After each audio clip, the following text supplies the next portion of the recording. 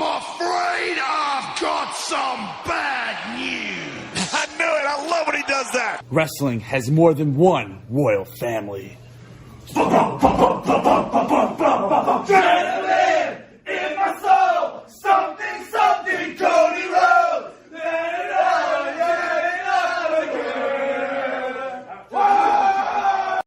I'm the tribal chief around here. Yeah, you see me, the tribal chief. That's right. Time. But let me go ahead and tell you. Shut your bitch ass up. Hi, everybody. Welcome to episode 463. Correct. 463 of the podcast at Hoots, a.k.a. the Hoots Podcast. Is truly the nefarious brother Adam, a.k.a. Joshie Lopez, as I'm recording this on a Friday. It's May 2nd, 2025. I want to give a big shout-out to all the good brothers and good sisters out there for checking out the podcast this week. And also big shout-out to the Taurus crew out there celebrating birthdays like Pat McAfee and the final boss, The Rock, today, as it's May 2nd. So shout-out to those guys. Yours truly, the nefarious one, Brother Adam, is celebrating his 31st birthday this Wednesday on May 7th, which I'll also be sharing that birthday with Kevin Owens. What? Owen Hart. What? Will Ospreay. What? I spent my last week being 30 this week, and Joshie's getting old. It's time to accept the reality here. And, I got a lot of things in my mind. Obviously, we're really getting ready to reach this final leg of this podcast, and we got 37 more episodes left to episode 500. First and foremost, and more importantly, I want to thank each and every single one of you who do take time to check out this podcast, whether it's on the video on YouTube, which you should like, and smash that subscribe button, or if you're checking this out on Spotify, please, all I ask, by the way, for those who are checking this out for the first time, please stream and follow the podcast on Spotify. That's the best way to expand the reach of our show, and it really will help me out a lot. I appreciate it. The best way to support this podcast is definitely on Spotify. But if you also want to support us out on YouTube, that would help as well, because we're on the road to 1,000 subscribers as well. So I appreciate you guys so much for your support. And looking back, and seeing this week, I found the news out on Tuesday, right before I did NXT, that the podcast has now surpassed 2 million plays and downloads as of this past Tuesday on April 30th of 2025. I didn't know whether or not the show gets to this point to have 1 million plays or anything like that. When I first initially started having this podcast with Adam Daly back in 2016, we really didn't know how long this show was going to be. This was like some fun side project. It really wasn't something that I initially thought it was going to be something that would last nearly a decade, let alone get to the point where it's collectively got 1 million, now 2 million collective plays over the last 5 years since we put the show up on Spotify and Spotify for Creators. It really is something that I have been, I've been really trying to hold it in this week, but the emotion and gratitude is definitely in the inside. Like I'm just so very grateful for each and every single one of you who have given a shit about this show for the last 9 years, and that, this is going to be the last leg of this show, and the show is coming to an end in the beginning of 2026. But to make it to 10 years, to have almost 1 million more listeners than we had this time last year, where we first cracked over 1 million downloads and plays on Spotify for Creators, to now where we are having 2 million now. It's something that I just never thought it would happen for this show. I'm very proud of what the show's accomplished, numbers-wise and stuff like that, over the years. some of the cool things that we've been able to do, some of the guests we've had on the show. More importantly, the brotherhood and camaraderie I've been able to establish on the show with Adam, with Pat, with Brother Carter, with Sam Piobo, referee Tony, B-Rob, Mitchell McMule, etc., etc. The list goes on and on and on, man. Like, what I'm most proud of when it comes to this podcast, now I'm thinking about it since we're getting closer and closer to the end, is that, like, this show is not really backed or run by a big corporation. This is your true DIY project, and I'm very humbled and grateful for what the show's been able to accomplish amongst this space, and really what the show really represents. Because I got burnout in 2015 and 2016 with just collectively with the rest of the media. I almost got to the point where I was like done. I thought I was going to put the broadcasting stuff to the side and just go back to pursuing music. I never really expressed this on the podcast before, but I think it's now time more than ever to talk about this, because I'm kind of in a similar crossroad right now in my life where the articles are going good. I'm not burnt out for that. The articles are doing great. They rank high all the time when I do them on WrestlingHeadlines.com. I'm very grateful for the platform to share my work, being a journalist, if you will, or a transcriptionist, which I should say. But when I think about it, where I was in 2016, I was burnt out. I was professionally frustrated because WrestleZone was treating me like crap, and they made promises that they didn't live up to, and they pushed me to the side for Nick Hausman for opportunities for press credentials when I earned it, and I went out of my way to bust my ass, and I was drawing more numbers for my result pieces than he was doing for his own stuff. But I dealt with a lot of politics and a lot of BS during that time, and it was also the time that I already had like 3.5 years put into my old show, the PWE show, the Pro Wrestling Experience that I was doing on ChicagolandSportsRadio.com, and it's crazy to think that I've been doing this stuff for 10, 11, 12 years already, and it's like, it doesn't feel that way. Like, I know that I'm turning 31 next Wednesday, but when I first started this, I was 19. It was 2013. It was right when I got my first start in the broadcasting realm in the Illinois Media School. I started going to school in March of 2013, and it was right in the midst of WrestleMania 29 season, right? So I was 19 at the time, and I was getting ready to turn 20. No. Excuse me, I was 18, actually, getting ready to turn 19. So, if you think about it, I've been doing this for 13 years now. I was like 18-year-old kid, just got out of high school. Originally, I wanted to pursue music again. I went to Columbia College in Chicago, but they were charging way too much money for me to go there. I had some personal stuff in my life going on at that time, and I didn't know what to do.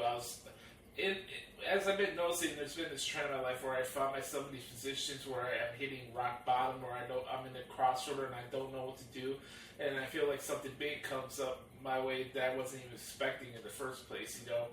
I was lost. I didn't know what to do. I was so gung-ho about being a musician and traveling the world, and that's what I wanted to do in my life. I wanted to be a musician. Then the opportunity came to do broadcasting, so I got into that, and then got into that, and then the transition came into doing the articles, right? And having that burnout in 2016, I didn't know, what was my purpose here, Why am I dealing with nonsense in politics and wrestling media when all I just want to do is some good work and not have to pretend to be Dave Meltzer and Brian Alvarez. That's not what I wanted to do in that space, and I wanted to change this space for the better. And I really hope you guys get a gist of that. I hope my message has delivered over the last 10 years, the fact that I wanted to bring something different to the space, and I wanted to make the space for the better. Like, I wanted to make the wrestling media realm a better place for everybody, where we're not misleading the audience, and we're not making people feel bad for enjoying the wrestling product because other people just want to moan and bitch about booking and all this stuff every single week and saying the same things over and over and over again. You know, I wanted to bring something different to the table, so when things changed in 2016, and I was in this crossroad, we started this podcast, and again, I just didn't think that this thing was going to be a thing that we would be doing 9-10 years later, you know, almost 500 episodes. Like, nobody would think that this show would have lasted this long. Nobody. I didn't either. I thought, like, you know, I'd give it a shot, have some fun with it. Maybe I could find another place to do articles again and go from there and try to take my thing to the next level. But this podcast has brought so much more to me than what you guys realize. Like, it's really helped me get out of my shell.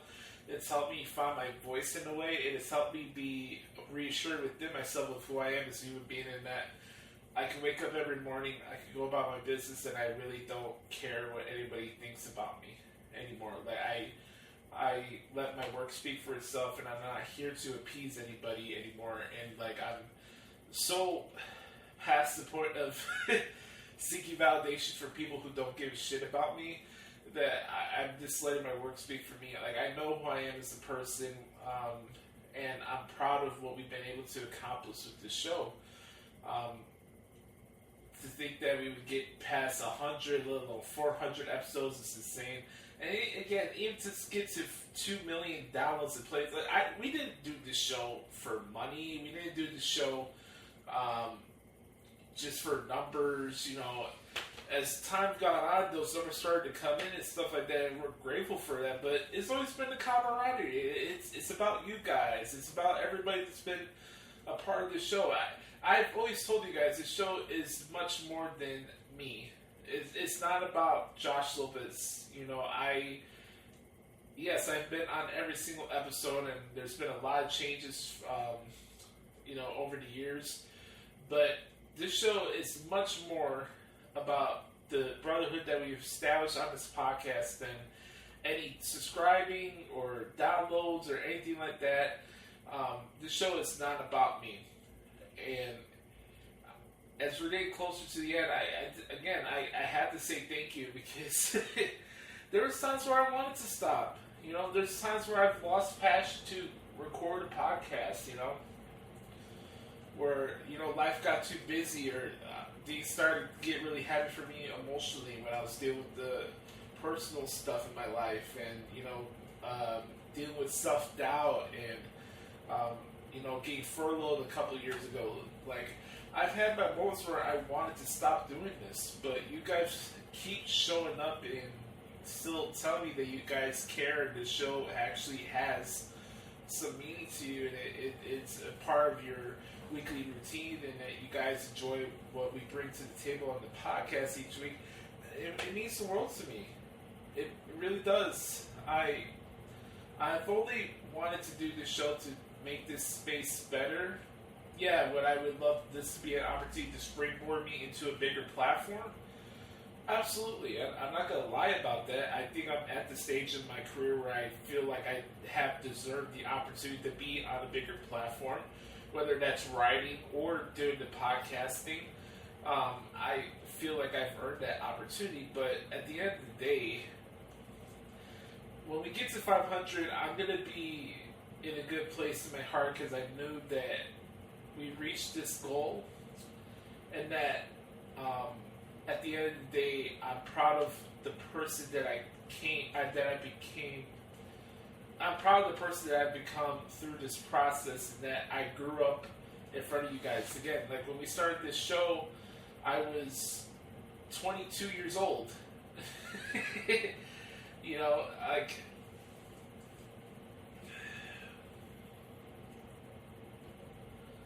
I grew up in front of you guys, and I wouldn't change anything. I'm very proud of what the show has represented over the years, and the fact that we've got over $2 million in place is just something that I never thought would happen for this show. So, I love you guys. I really do.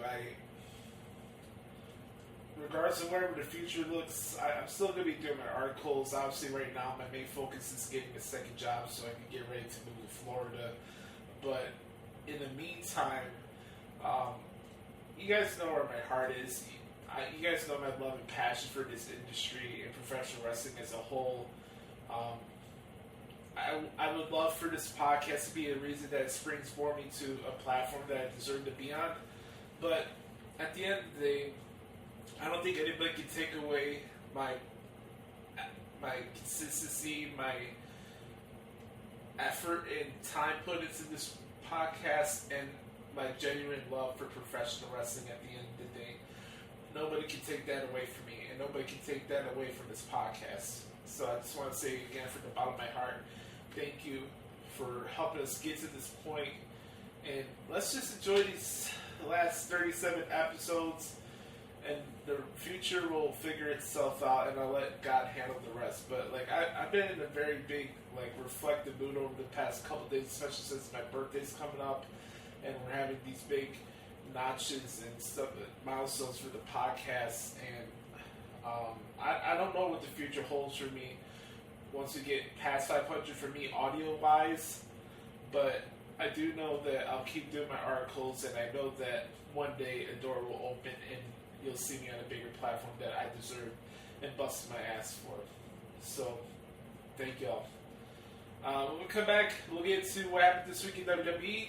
We got Backlash coming up a week from Saturday, and we got some other stuff to talk about from NXT. And then we'll get to your questions for this week's edition of the Porch Q&A session right here on episode 463 of the Hoots Podcast. We'll be right back. Yeah. Woo-wee! Welcome back, ladies and gentlemen, to the Hoots Podcast, episode 463. Time to talk about what happened this week in WWE. I'm not sure if this one's going to be an abbreviated edition of the podcast this week. I mean, we only got a small select of questions this week from Chris Lett, but do want to come in here and talk about where we are. We know we got another PLE on tap a week from this Saturday, so looking forward to that. I'm recording this on a Friday morning as we got SmackDown in Des Moines, Iowa tonight. Hopefully that crowd brings some juice. 3 hours in a bumblefuck part of USA. We gotta get a good crowd going. But let's do old school style as we usually do here for these segments, and we go to last week's edition of the Down and Smack from Fort Worth, Texas. Nice little touch there. I thought it was interesting that John Cena had the green shirt because this is definitely the same arena that he came back. He had that big return for Money in the Bank 2021. So I thought that was a nice touch as part of this farewell tour. Now we're down to 26 more dates with John Cena. But the show kicked off with Randy Orton and John Cena as they're building up for their match at Backlash. And the gist of this was Randy Orton's like, you're carrying yourself in this manner, but he's saying that John's having this missing void in his life. Like, there's something that's eating at him, hence why he's acting the way he is.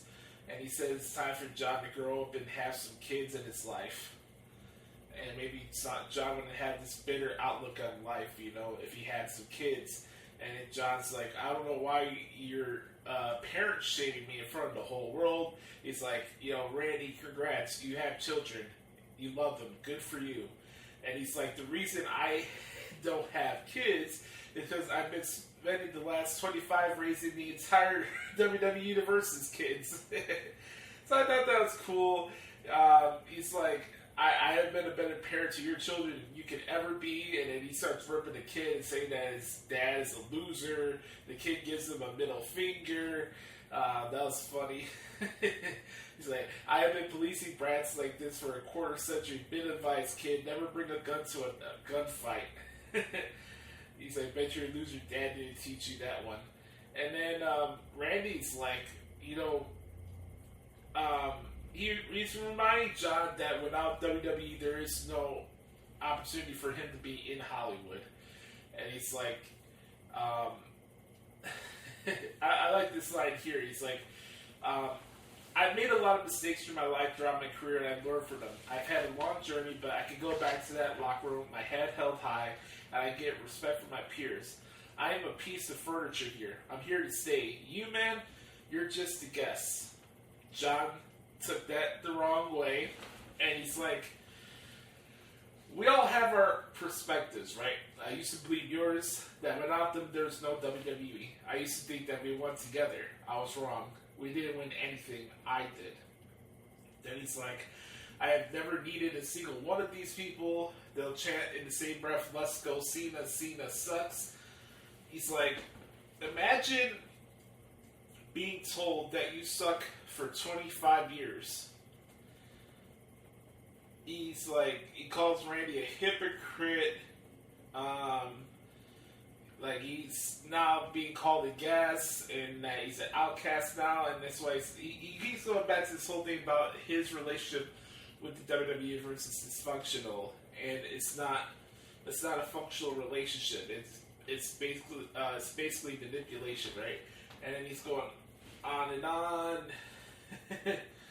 Randy's starting to get upset where he's like, where the tables are turned now, where John Cena's the bad guy and he's the good guy. And this is the part where things start to get interesting, because Randy brought up the point about John wanting to ruin wrestling, right? That's the whole thing. He wants to ruin wrestling for everybody. He's like, you ain't gonna ruin wrestling over my dead body. Cena got mad. He's like, shut your mouth.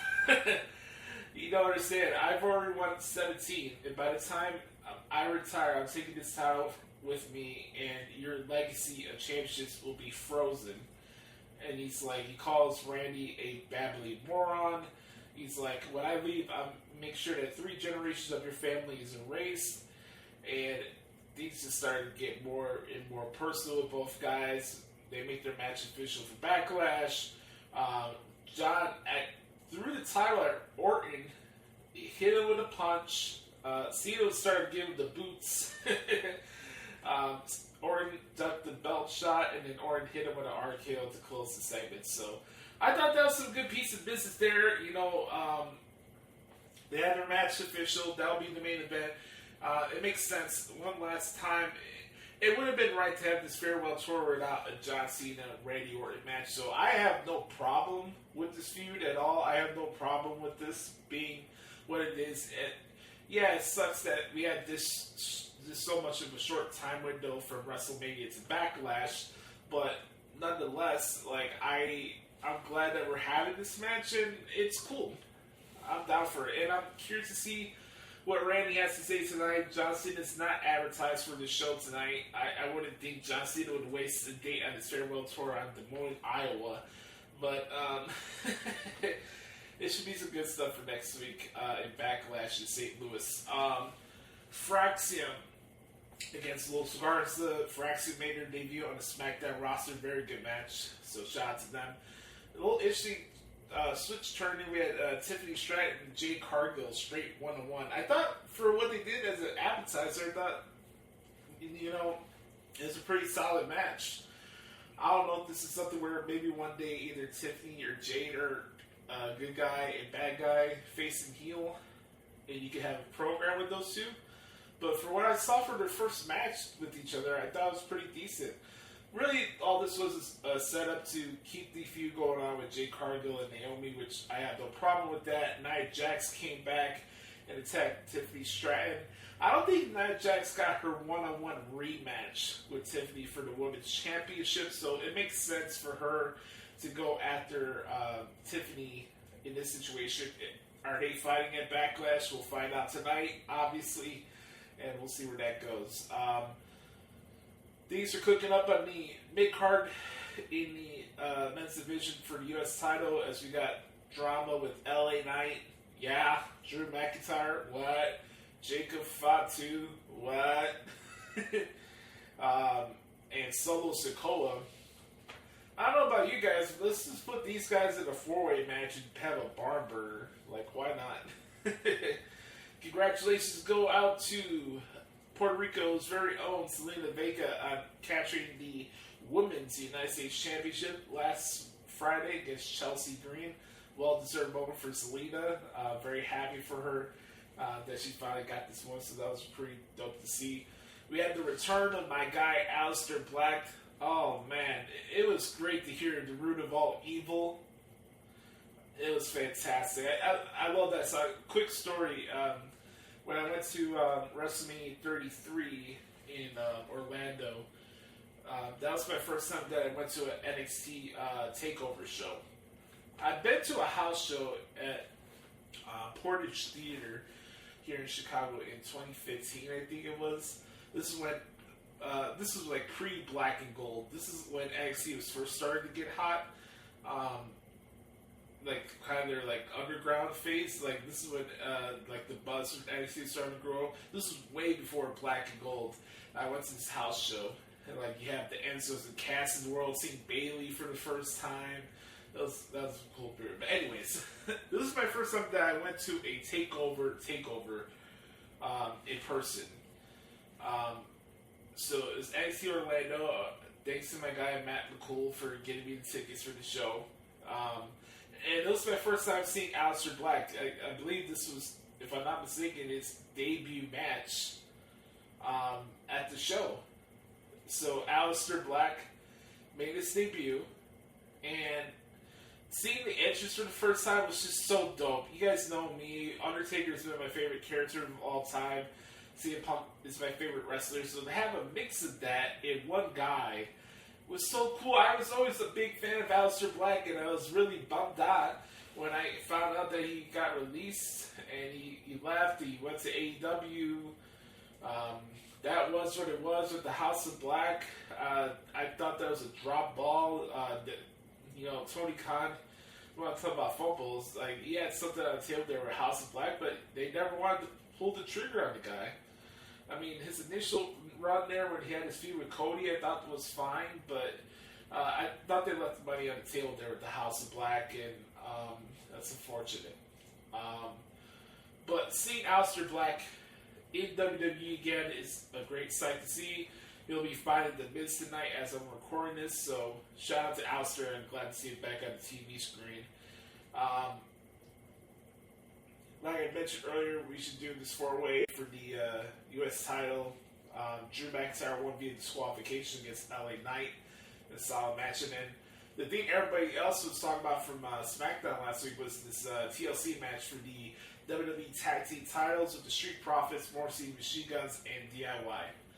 The concept of, this should have been on the WrestleMania card. Like, I don't have time for those arguments. They're so fucking stupid. Yes, I understand that this rivalry had more TV time put into it, and then the New Day and the War Raiders. But again, WrestleMania is not Wrestle Kingdom, and sometimes decisions are made for business whether you like it or not. And again, I'm more satisfied with what we had on this match, commercial free, by the way, and the fact that they let them have time to breathe with this match and let it be what it is instead of rushing everything.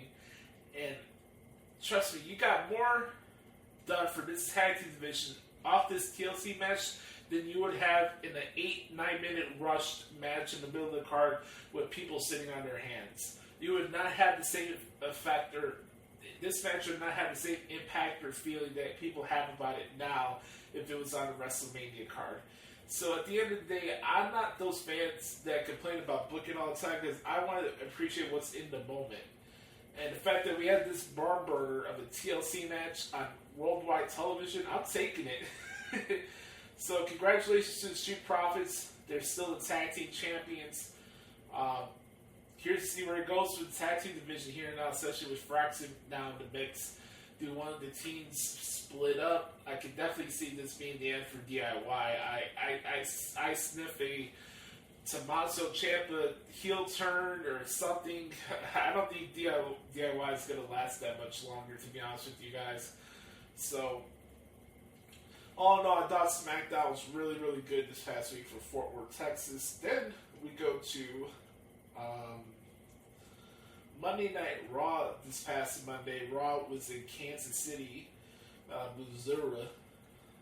I've never been to Kansas City before. Like, there's these cities that I've never been to, nor would I want to unless I was like working for WWE or something like that. If it was like work purposes, like Kansas City is probably on that list. Like, I wouldn't go to Kansas City unless it was like for work purposes, or I was having a concert there or something, and I would get some good barbecue. Like, Kansas City is just not one of those cities that, like, I gotta go to Kansas City, I think it's time we have an important conversation here about Seth Rollins, and we've had about 2 weeks now to take a step back and kind of digest everything that took place in WrestleMania 41. Now with him being with Paul Heyman and associated with Rob Breaker as well. If you think about everything that's gone on in the past 3 or 4 years, Seth Rollins, regardless if you don't like his cackling all the time or the outfits that he wears to the ring, if you really think about it, like, yeah, obviously I acknowledge my tribal chief, and Roman Reigns is on another level, atmosphere, all of that. We all know how great the tribal chief is. That's not the conversation I want to have here. But really, I don't think Seth Rollins gets enough credit for helping getting WWE to where it is today. And I don't think Seth Rollins gets enough credit from my colleagues in the wrestling media as far as his importance to what has helped make WWE what it is today. The sacrifices, the things he's done for business to help bring in new guys, make them look better, or the business that he did with Cody Rhodes when he first came back to his company and lost 3 straight matches on pay-per-view to help Cody get elevated to another main event slot. The sacrifices, the selflessness that Seth Rollins, Joshie Lopez has put himself through for the last 3 to 4 years to help make WWE where it is today. I just don't think the guy gets enough credit. Again, wrestling is wrestling. We all can have our opinions, whether you like his character or not, or you're Dave LaGreca, who will never give Seth Rollins any credit where credit is deserved, or credit where credit's due is a better way to phrase that. Seth is amazing, man. Consistent in the ring, keeps you thinking on your toes when he cuts promos. Has the crowd in the palm of his hands. I really thought, like, the essence and what's great about Seth Rollins was really displayed on this episode of Raw, and kind of the hypocrisy now that's throwing towards his character now, where he's like, I'm tired of these people who are having these tyrannical, like, sense of power and tyrannical, like, sense of control of programming and dictating things and stuff like that. And here he is now with the same guy that he hated for so many years with Paul Heyman. And now Seth Rollins is like saying that he holds the keys for the future of the industry. I think Heyman made a statement that Rollins considers himself the vanguard of the future of the industry. We're in the beginning stages of this, so I'm not even ready to even consider or have that conversation whether or not this is working or not. This is something that definitely does need time to play out and see where things are going. But I wanted to take time this week on the podcast to really give Seth Rollins his flowers, because I just don't think he gets enough of it from my colleagues. And this guy has carried his company on his back for many, many years, especially the Raw brand specifically. From when he got their World Heavyweight Championship, and amongst the Roman Reigns' weird part-time schedule where he never wanted to bring the title on the shows and stuff like that. I love the Monday Night Messiah character that he had. You guys know that who listened to the show in the past. I love that Monday Night Messiah character. And where we are now, especially the last years, and think about how pivotal Seth Rollins was in the last two WrestleManias, especially being the guy that, at the end of the day, did cost Roman Reigns his Universal Championship in WrestleMania 40 to this year's WrestleMania, where he was the reason that Paul Heyman turned his back on his best friend CM Punk and his tribal chief Roman Reigns. I love the stuff that Seth did with Sammy this week. I like the dynamic there. I mentioned it before. If it was not going to be Seth Rollins and CM Punk fighting each other at WrestleMania, I would have been more than fine having Seth and Sammy fighting each other at WrestleMania. I thought that was originally where it was going to go, but, Sammy needed that time off after that crazy match that he had with Kevin Owens at Elimination Chamber. But here we are. It's post-WrestleMania. Seth Rollins having the feud with Sami Zayn here is more than fine with me. If anything, I got a feeling either Sammy and Seth have a match at Backlash. I can see that happening, or this is going to go into the territory now where I think Seth Rollins is going to be the guy that takes the world title off of Jey Uso at SummerSlam. I think Seth Rollins will beat Jey Uso for the World Championship. I think that's where this is going right now. And we have a lot more answers. Is there going to be more people added to this group? What is the name of the group? We're such in the embryonic stages of this new group in alliance with Paul Heyman, Seth Rollins, and Braun Breaker. I like what I've seen so far.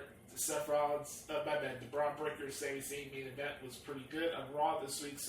So far, so good. If you guys want my opinions on that and how that's going so far. Rhea Ripley against Roxanne Perez was pretty good. We got this thing going on with Julia coming up from NXT.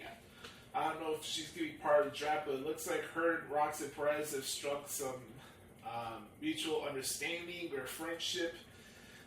They have this vendetta against a lot of people, but Io Sky made a save again for Rhea Ripley. Looks like Io and Rhea are on the collision course for a rematch for that Women's World Championship, so we'll see where that goes. Logan Paul, speaking of Jey Uso, Logan Paul will be taking on Jey Uso for the World Heavyweight Championship at Backlash. And I'm here for it. I think Logan's the perfect first person for Jay to have his title defense against at Backlash. It's no harm. It's a quick feud, a one and done type of deal, and Jay beats Logan at Backlash. You'll have a good match out of it, and I like the setting that they have with each other on Raw. I know a lot of people don't like Logan Paul and blah blah blah blah blah, but he's entertaining. He's good in the ring. That's all I can ask for. And I kind of dig his entrance song that he has. I know he just put out the music video for it the other day, but I enjoy Logan Paul. Sue me. War Raiders beating the Judgment Day. Good tag team match.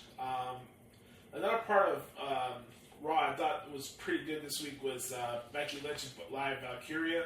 They had their match official for the Intercontinental Championship at Backlash. It was a nice opportunity for Lyra to get her name out there and kind of show a different side of her that we haven't had a chance. I think this probably was Lyra's first time since she's been on the main roster to have like a full back and forth promo exchange. And I thought she carried herself very well. And, she says that she's a better wrestler than Becky. I'm not going to argue with her on that. They had a dope match on NXT. I wasn't sure if it was last year or the year before that when Lyra beat Becky for the NXT Women's Championship. But that match was very good, and these two will kill it at Backlash as well. Looks like we could get something with Penta and Chad Gable again down the road. I'd love to see that, or Penta and El Grande Americano. Thought Russo's vignette promo was good. Nice to see that. A little different switch here from what we've seen from Russo so far. I think the biggest thing for me, especially when it comes with Rusev, is that he's not doing that damn video game character. So we'll get a little mixture of this Redeemer character that he was trying to do in AEW. He's trying to bring out the good out of people or take the laziness out of people. This is the line here. He's like, I'll now use my hand to jack the body for good. I'll haunt the flawed, the arrogant, those who waste their talents like I did.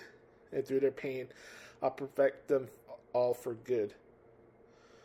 I like that. That was a nice promo for Rusev. Stephanie Vaquer against Ivy Nile. Pretty decent match. Long match. Longer than I thought it was going to be, but Stephanie got the victory in that one. Looks like we're going to get something with Dominic Mysterio and AJ Styles next week or something for the IC title, so I can see that going around. Pat McAfee could pretty good promo against Gunther. Their match is official for Backlash.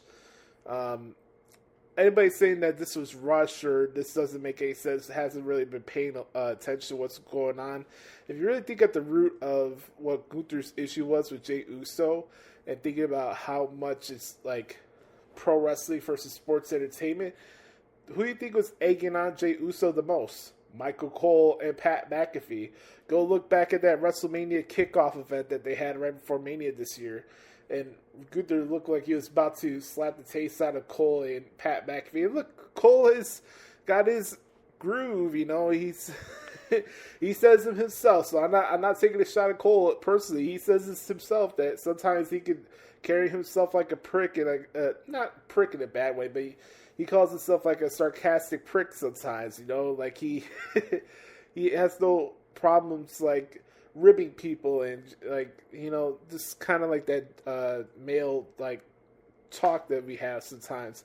But you know, sometimes that comes to bite you in the ass too. And I like the fire for Pat. Pat has delivered good in the ring when he's had matches, and I liked it. I liked the fire that Pat had in the promo, and I thought it was good. It was a good segment with him and Nick Aldis, and then Sami Zayn declined Seth's offer, and then that got into the match with Braun Breaker. Braun Breaker gave 4 spears to Sami Zayn, and then it wasn't enough. Seth Rollins is like, you know, sometimes when you go against the grain and people do things that they shouldn't do, they made their bed and now they have to lay in it. You know, so Rollins gave Sami a curb stomp. We're definitely going to get Sami and Seth Rollins some way, somehow, either at Backlash or Money in the Bank, something like that. Something's going to happen between Sami and Seth, and I'm here for it. And who knows, maybe this could be the catalyst where maybe Sami Zayn turns on Jey Uso and he joins forces with Seth Rollins. Maybe this is Seth Rollins giving Sami the what do you call it? The jolt of like clarification that he needs, you know, like the smack in the back of the head, like, wake up. Here's your reminder of like, hey man, like, you need to switch things up because these are not working for you. You say you want to be a world champion one day, you're gonna be a world champion one day, but you keep doing it the right way. But the right way keeps letting you being beat down and destroyed in the ring. So there's a lot of different avenues you could go from here, but I like what I've seen so far for the Seth Rollins, Paul Heyman, Braun Breaker alliance so far. So that was SmackDown and Raw. I'll talk a little bit about NXT here because NXT is cooking up some things. They got their Battleground show taking place later on this month in Tampa, Florida on the 25th. Looking forward to that. PLE. Joe Hendry called out Trick Williams after Trick attacked him at Rebellion, and Joe did not come out and said Joe got ambushed by Dark State. So something's going on here because Dark State keeps popping up in situations that involves Trick Williams. So if Trick Williams is behind this group, then we need to have that reveal sometime soon. Ricky Saints and Lexis King for the North American Championship. I thought this match was fine. I thought it would be a little longer than what it was. I think this one was kind of short, but they had a lot of things on the show, so I guess it makes sense. But Ricky Saints retained with that Rochambeau over Lexis King, so that was a good match. What else? The Stacks and Tony D segment, I thought that was pretty cool. Now, this character stuff may not be for everybody. I enjoyed The Sopranos. I did it for what it was, so I enjoyed it. Maybe you don't like this type of stuff, mob stuff, Italian type of stuff, but I do, so I thought it was pretty cool. Sol Ruka against Karen Petrovic, very good match. Carbon, I guess, called things off with a SHAHTAHT the Adonis, so that was about to happen. That love triangle thing was going nowhere. We're gonna have a 25-man battle royal this Tuesday on NXT due to Trick Williams' behavior. They're gonna have a number one contenders battle royal, and the winner of that match will take on Obafemi for the NXT Championship at Battleground next week. NXT also, we're going to have Jordan Grace against Julia, and the winner of that match will take on Stephanie Vaquer for the NXT Women's Championship at Battleground. So, some big number one contender matches next week. I gotta say, man, Ava's looking pretty good, waterfall-wise. Hank and Take had their first NXT title defense against Josh Briggs and Yoshiki Inamura. Good tag match, but Hank and Take got the victory there. Chase U is back. Love seeing that. I don't know about you, but I think Kalani Jordan's trying too hard to be a heel. I'm just not buying it, I guess. I don't know. I just preferred her as babyface, but they're going with this route, and it is what it is. She's great in the ring, and I enjoy covering matches, but I'm just not buying it. It's not coming off genuine for me for her being the heel, you know. Unless that's who she is in real life. I mean, I don't know. I never met Kalani Jordan. I think she is a good person in real life, so I'm not going to come here and cast aspersions. I'm not buying in yet as to her being the heel right now. Io Sky in the main event. If you guys have not seen, if there's one match that I could recommend to you guys this week to check out of all of them that I've seen so far this week, besides the TLC one, it would be this match. Check out Io Sky and Jordan Grace against Roxanne Perez and Julia. This was a barn burner tag team matches. This was awesome. If you haven't checked out, go out of the way, check it out. Io and Jordan Grace got the victory in that one. Like I said, they closed the show with Ava telling Stephanie that Jordan will take on Julia next week, and the winner in that match will face her at Battleground. But all in all, that is pretty much it for this week in WWE. I got nothing else to add on to that, but looking forward to seeing what's going on tonight for the Donna Smack final leg here of these 3-hour shows. I think they said they're going to move SmackDown back to 2 hours starting in June. So we'll see how that plays out, but as always, you can check out my transcripts. I cover strictly WWE on WrestlingHeadlines.com. Every single week, you can check that out in the results section of that page.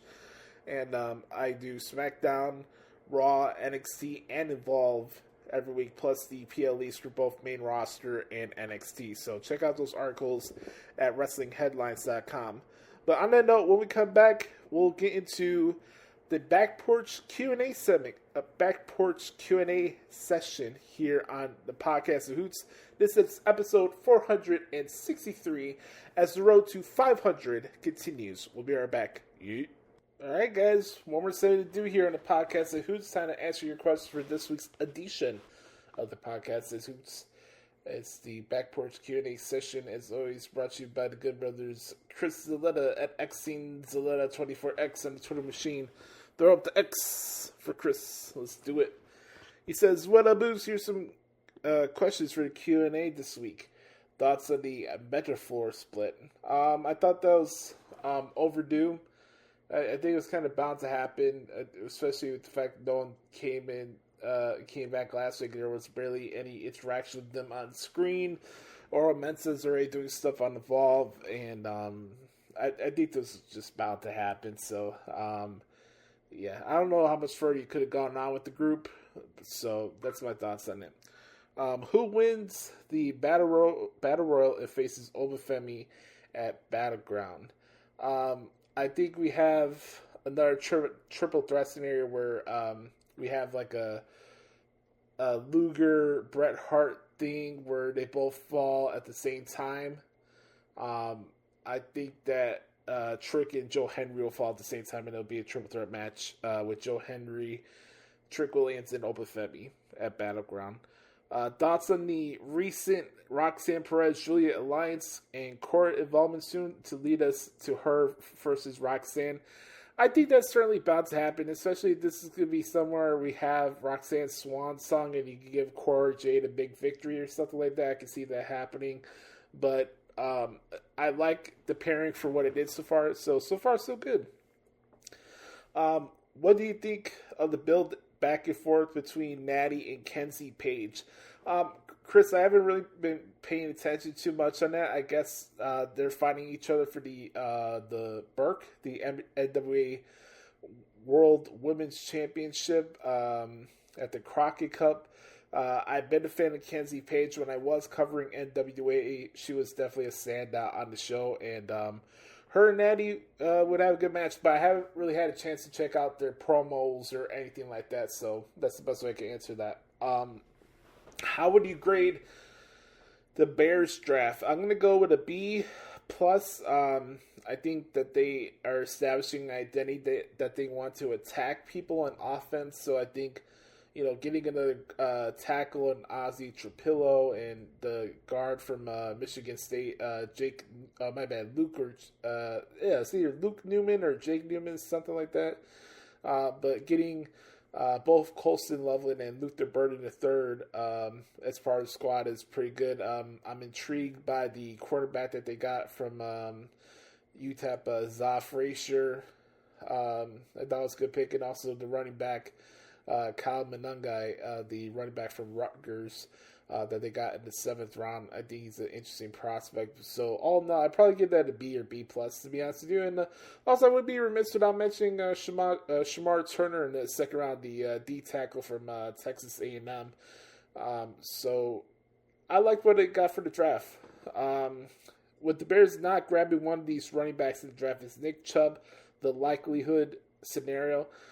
Probably. I mean, there's a lot of interesting free agents out there that can attack different positions that the Bears need help in depth in, like safety, running back, edge, obviously.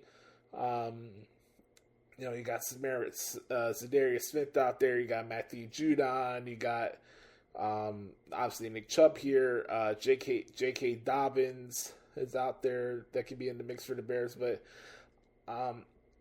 we'll see what happens. I'm kind of curious to see like the veterans that would take that vet minimum deal type of thing, and they want to be on the Bears because they think they're going to be a good team this year. I'm kind of interested in that window of the free agency period before we get to training camp and all that, and I'm curious to see who the Bears bring in. But if they do bring in Nick Chubb, I wouldn't have a problem with that, honestly.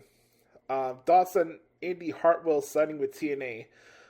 Good choice for her. I thought she would get lost in the shuffle if she went to AEW. So for her going to TNA, I think was the right choice for her. So good deal there. What did you make of Shedeur Sanders falling all the way to the 5th round and landing in Cleveland? Look, I don't watch college football a lot, so I don't know how good Shedeur Sanders is going to be in the NFL. I've seen some interviews from him, and he seems very cocky. And I know his dad is Deion Sanders, and he's the ultimate cocky guy and swag and all that stuff. And, offsprings of that can become very cocky and self-centered. But it would suck to wait to the 5th round and then find out you have to play for the Cleveland Browns. So it's a shitty deal all around. I feel bad for the kid as a whole, but I think some humility needs to be instilled there. And I hope that that's what he takes away from this situation, that he needs to be more humble in how he carries himself in the pre-draft process and stuff like that. But to wait that long and have to go to Cleveland of all places, yeah, that sucks. How disappointing is it to see Josh Alexander and the Don Fallis family? Very disappointing, but what else is new? I'm not surprised by that. You know, like, they brought in Mike Bailey and Josh Alexander, and it's been so predictable to where they found themselves on the card on both ends of the spectrum. So, not surprised at all by it. My bad. Thoughts on the Aleister Black return? I thought that was very, very good. Glad to see it back. Glad that he has his theme song back and everything. So I thought that was pretty cool. Final question here for Chris. He says, Did we see the starting point Monday of Sami Zayn getting his own story from now to 2026?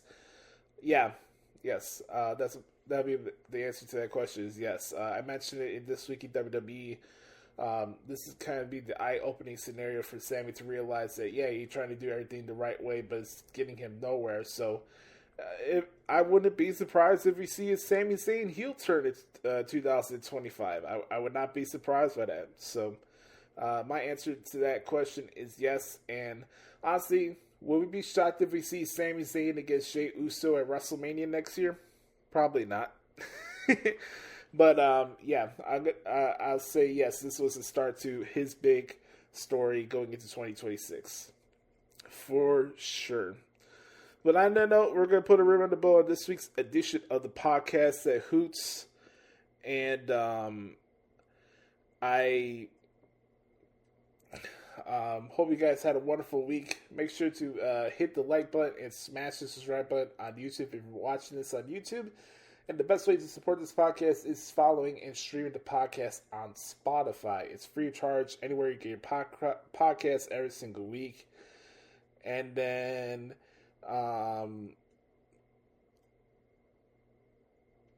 it's I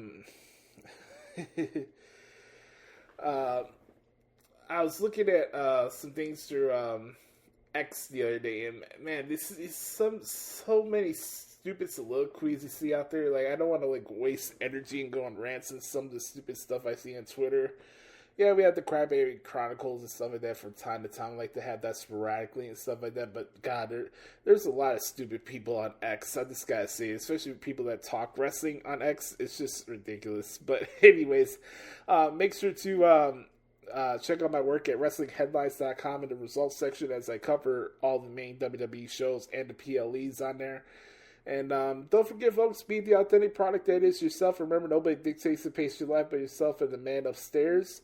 I love you guys. You can hit me up on X if you like at the Hoots Podcast, Instagram at Josh Lopez Music. Thank Chris as always for your questions. Make sure to follow him at Twitter at XTeens1124X on the Twitter machine. And for everybody that helps make the Hoots Podcast what it is, I appreciate each and every single one of you. And have a wonderful weekend, everybody. And we'll be here next week to celebrate my 31st birthday and get you ready for Backlash. So, I'm Joshie. This has been episode 463 of the Hoots Podcast. And the road to episode 500 continues. Stay oozy. Have a wonderful weekend, everybody. Enjoy SmackDown, and we'll talk to y'all next week. Yeet! Bye-bye, bitch.